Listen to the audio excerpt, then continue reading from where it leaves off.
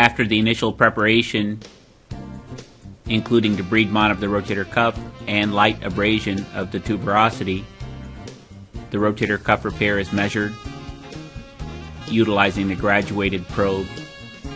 This is a 4 centimeter tear with an L-shaped configuration. For me, getting the pattern of the tear is the most important thing initially. Now we move on to creating the transosseous tunnels.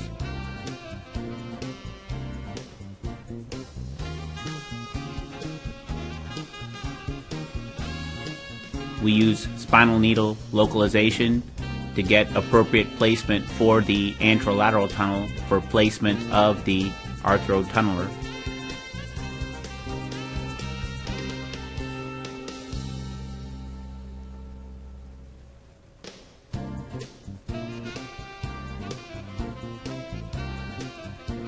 The sawbones now demonstrates that the sutures have been placed in the arthrotunnels with the rotator cuff repair held reduced. Those sutures are passed through the musculotendinous junction. The lateral transosseous sutures are brought out through a single portal and tagged. The medial transosseous sutures are now placed into portals that are not used for the remainder of the repair, so they're out of the way.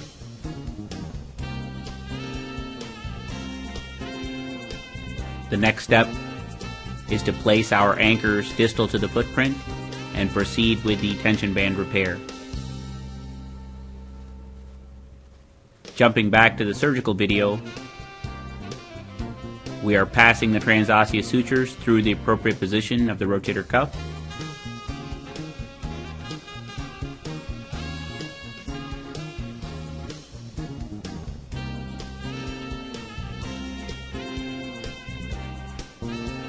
The tension band repair has been completed in the sawbones, and the measurement step for the graft has now commenced.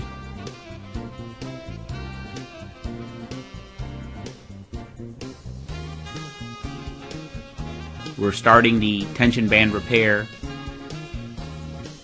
in the surgical video with placement of the anchors distal to the footprint.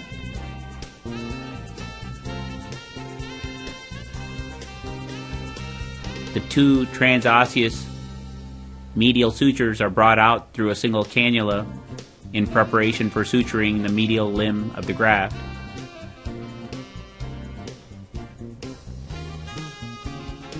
Here, 2 clamps are placed to place the graft in tension while being sutured.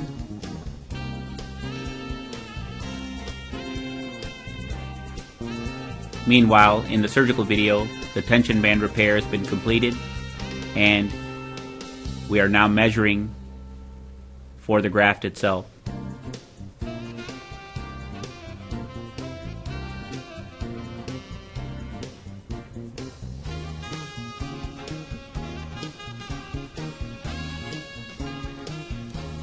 To keep the sutures parallel in the same cannula,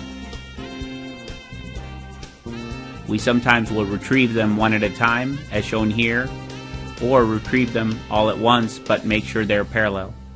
These are now sutured through the graft and tied to each other, as shown on the sawbones video.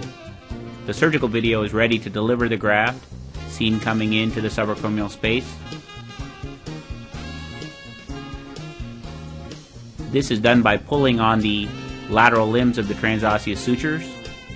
Those sutures are now retrieved out a single cannula to tie over the bony bridge, creating uniform compression of the entire rotator cuff repair and reinforcement with the graft. We see in the sawbones video delivery of the graft into the subacromial space through a single cannula by pulling on the lateral sutures. In the surgical video, we're moving ahead with placing the lateral sutures to place uniform tension on the graft, allowing uniform compression of the entire footprint.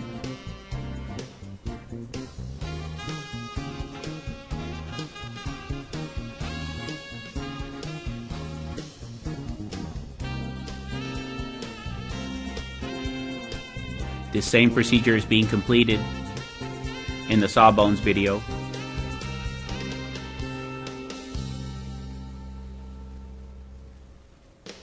And the last suture being placed in the surgical video. Here we have a completed repair with uniform tension and compression of the entire rotator cuff tear and footprint.